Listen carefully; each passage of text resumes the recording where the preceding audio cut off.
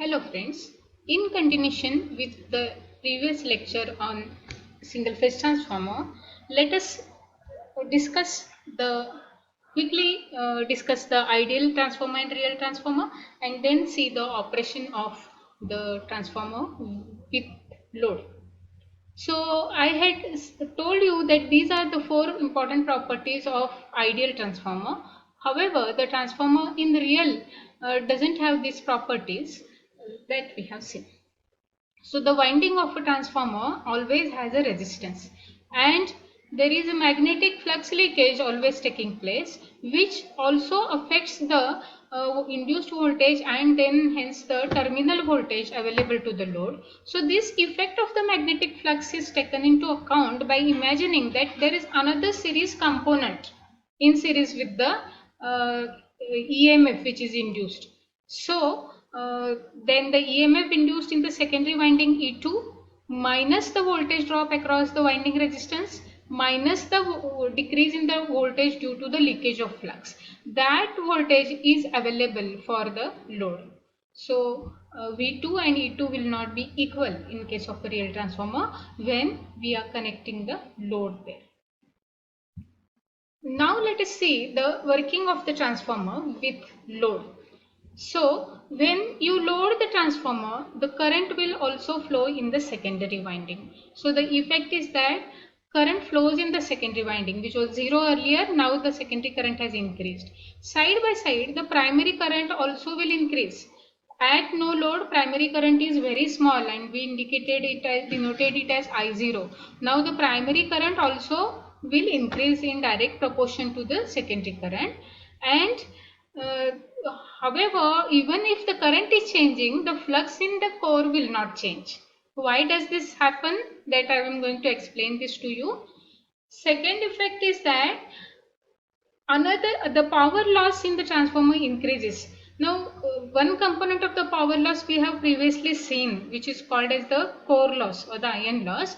Now the power loss increases when you load the transformer. That is because of one more component of the power loss, and that is called as a copper loss. Actually this copper loss is nothing but the I square R power which gets converted into heat. So you are familiar that whenever current flows in a resistance, the product I square R indicates a wastage of power, because this much power is going to be converted into heat. So it is the same kind of power. We are going to call it as a copper loss in case of this transformer here. The third effect when you load the transformer is that the voltage available for the load, it is different from the EMF induced in the secondary winding. So I have previously told you the effect. What is the effect of the series components such as winding resistance and the leakage of flux, which is also considered, you can consider it as another series component. So due to both these effects, the terminal voltage available to the load V2 will be different from the induced EMF in the secondary. Induced EMF here is different from the voltage which is available here. And the fourth effect is that because we have loaded the transformer, there will be some power delivered to the load. So at no load, the output power was 0. Now when you load the transformer, some power is delivered to the load. So in direct proportional, additional power is taken from the supply by the transformer. So what the transformer does is, if it has to deliver certain amount of power to the load, where does that power come from? Transformer is not generating the power. It is not a generator. It is just taking the power from this end and giving the power to the load. So when I say that the output power has increased, it automatically means that the input power taken by the transformer has also increased. So these are the 5 effects we see when the transformer is loaded. Now let me explain them one by one. So one first thing is that the currents, they increase in the windings, but why does the magnetic flux doesn't change? Okay, because you know that magnetic effect of current says that the flux produced by a winding will be directly proportional to the current flowing in it. This is the basic that you have learnt in the magnetic circuit. So previously the current was very small, I0, and that produced some flux here. Now there is some current flowing even in this winding. This will produce some flux, Additionally, there will be the increase in the current in the primary winding that will also produce additional flux.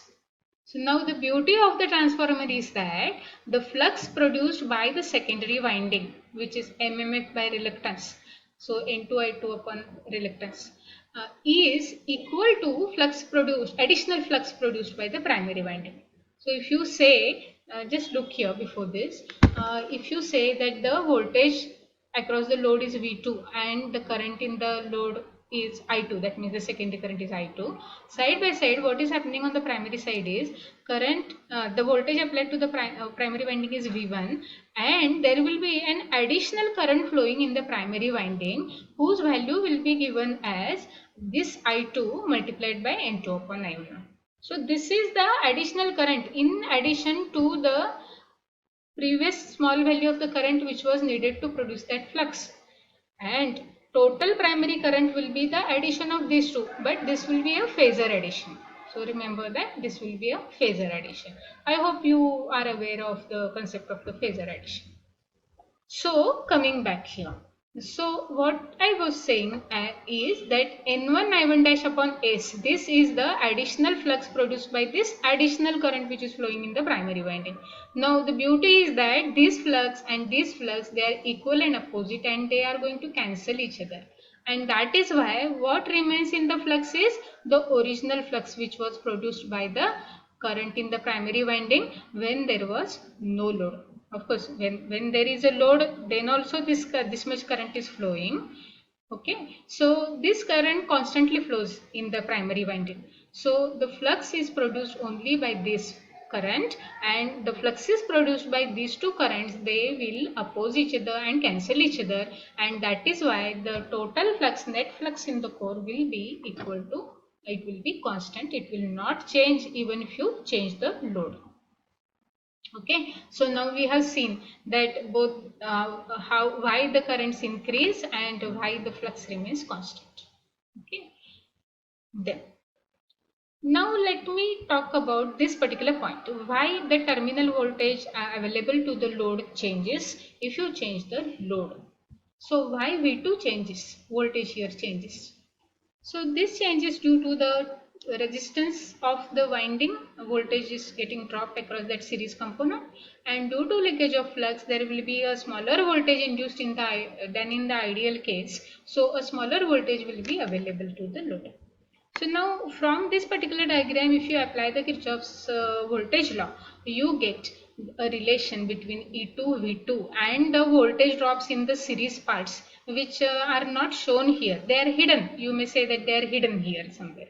So by Kirchhoff's voltage law, you may say that V2 is equal to E2 minus the voltage drop due to resistance of the winding and the voltage drop due to the leakage of the flux. Of course, this is a phasor operation. Okay, this is a phasor equation. So you go on simplifying this, and then finally there is some mathematical jugglery. That's all. We are using the relation between the voltage ratio and the current ratio and some approximations. In finally we get that the terminal voltage available to the load when you are loading the transformer, that is equal to the terminal voltage present between these 2 points at no load minus the voltage, some voltage drop due to both winding resistances and some voltage drop due to the flux on the primary side as well as on the secondary side. So this is all in this today's lecture here, and in the next lecture we will discuss about the power losses and the efficiency. So thank you.